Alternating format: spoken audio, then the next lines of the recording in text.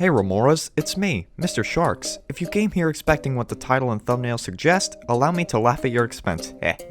Why does no aquarium in the world have a great white shark? This is a question best explained in one sentence upon a Google search, but it seems tens of millions of people take that luxury for granted. There are lots of videos on this topic, so let's pick the one that this being a remaster restricts me to examine. Let's start with the thumbnail. Personally, I think it's better than Brightside's. Guys, we talked about this. The only way you can squirm out of this one is by claiming top 10 stole from you more than they did Origins Explained. At least you didn't copy the title of another video down to the capitalization of words like 100M, whose thumbnail they completely stole from Worldless, who had its title almost completely stolen by Braintime, who at least had the decency to make their thumbnail kinda different. The only way 100M can squirm out of this one is by claiming the richest stole from them more than they did Worldless and Braintime. I would go back to Brightside, but first we need to give Mind Warehouse some attention for being amazing. But they squirm away with a silver medal, as Vox did it first and is therefore the best. Bronze medals were expunged because of the nosedive after second place. Who would I give it to anyway? Epic Wildlife, Viral Now, Top 10 Trends? It doesn't matter much to me. Sentimentalism is more impactful. My feelings don't care about facts.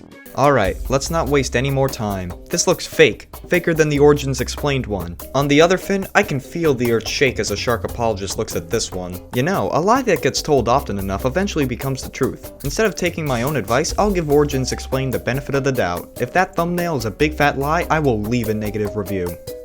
Play the tape! Have you ever gone into an aquarium and noticed that they never have a great white shark? Lady, talk to me like I'm the world-class YouTuber, Mr. Sharx. Not a kid who hates this class. Nature's most fascinating predator is missing. Sorry, Origins Explained. I'm taken. Here are the top 7 reasons why no aquarium has a great white shark. Origins Explained. How could you? The gullible child in me wanted to see destruction, chaos, screaming bystanders, and one big shark. And only those things. Instead, you lied to me.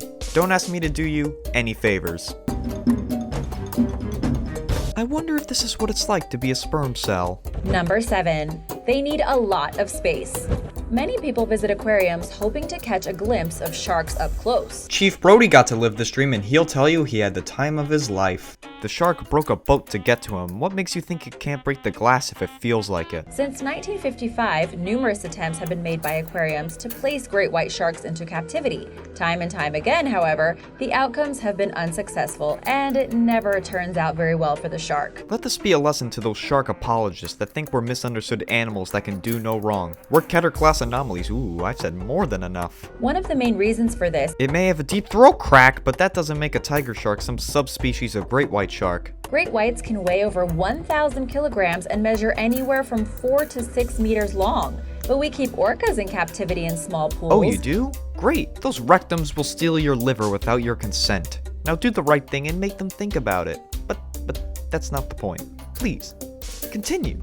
Talk to me with 110% effort. Great white sharks are migratory open water fish.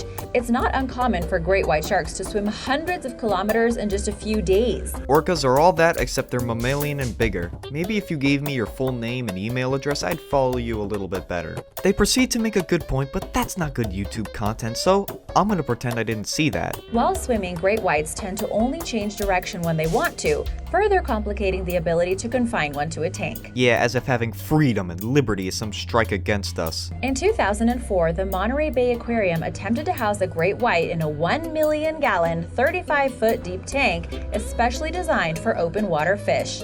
They were required to use a small 4-foot long shark because even a tank of this size was inhospitable for a fully grown great white shark. And it still ended badly, but I'll tell you more about that in a bit. Oh, is it the story the thumbnail warns us of? I can hardly wait, so whatever it is you have to tell us, make it quick. If an aquarium had a great white shark, would you make an effort to go see it? Let us know in the comments. And if you're new here, welcome, and be sure to subscribe before you leave. I said I wouldn't do you any more favors. You lied to me. It's not even a funny prank like what I did, and now you're expecting me to be okay with this? You haven't even said you're sorry. I am not okay with this. But if you, my Remoras, are willing to forgive, here's how to subscribe to Origins Explained. click or tap my channel icon and hit the red thing on the following page. Don't worry about it. Number 6. Captivity causes depression. The empathy is much appreciated, but most sharks will tell a depressed human to just stop being sad. As you know, great whites are saltwater creatures and require a specific balance of saline in their tank water, something that is difficult for aquariums to maintain accurately. The proper saline content in the water for great white sharks is confidential. The universe will let aquariums take in some saltwater animals, but not others. In 1981, a great white was caught by a fisherman and given to SeaWorld in San Diego. They put the 5-foot, 100-pound shark in a $400,000 gallon shark exhibit. The shark never ate on its own in captivity, and toward the end of its stay at SeaWorld, the shark experienced convulsions and had difficulty swimming. Employees tried to save the shark's life by force-feeding it mackerel and injecting it with nutrients.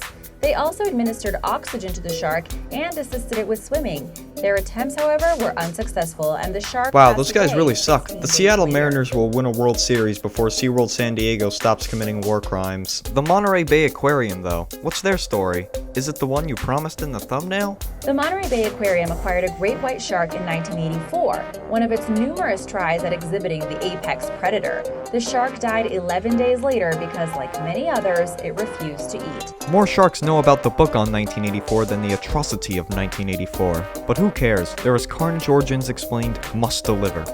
Not sure if you're supposed to keep a great white in a tank with other sharks. It's not like they enjoy the company. FYI, not all sharks are of the New York City variety. In Japan, Uh-oh. the aquarium proudly announced the world's first display of an adult great white shark. However, he died just 3 days later.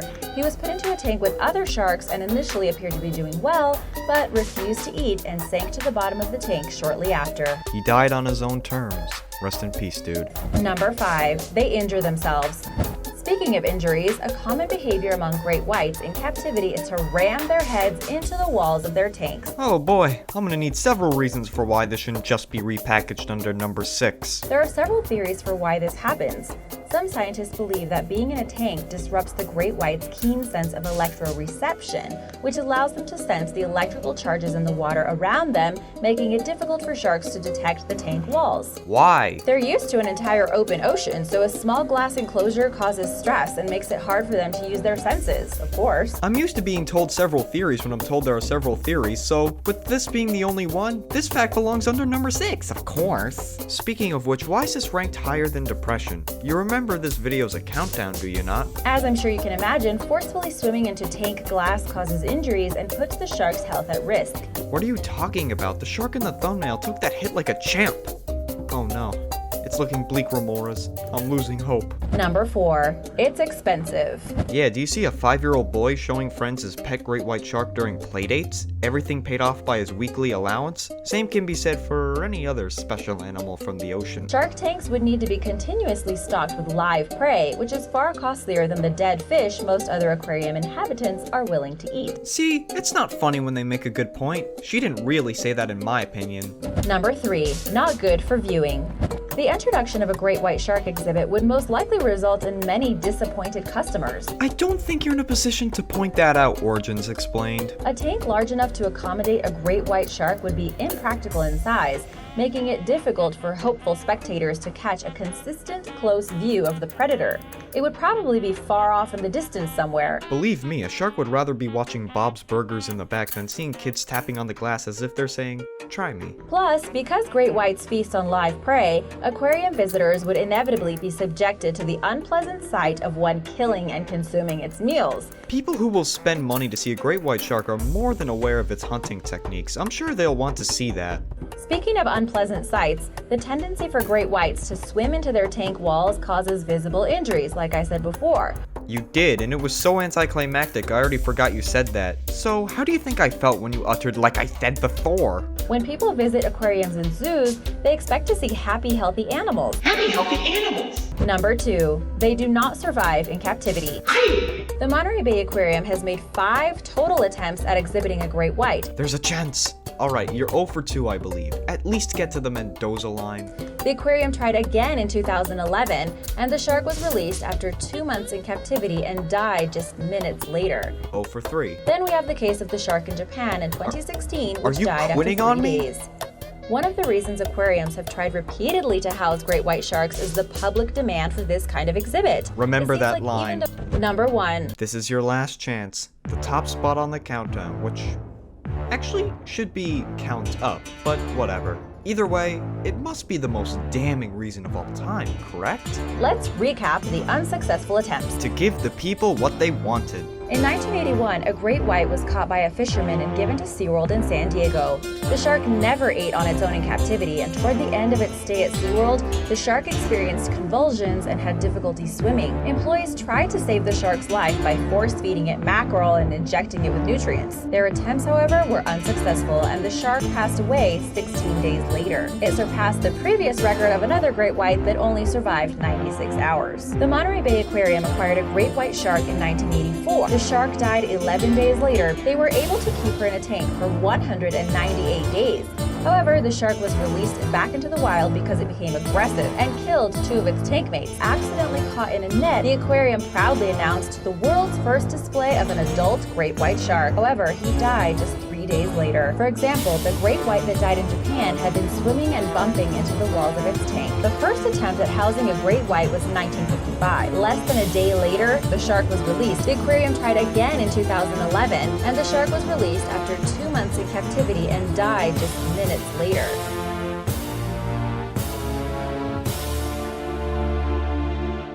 Public perception is changing. 2 things. 1. One of the reasons aquariums have tried repeatedly to house great white sharks is the public demand for this kind of exhibit. 2.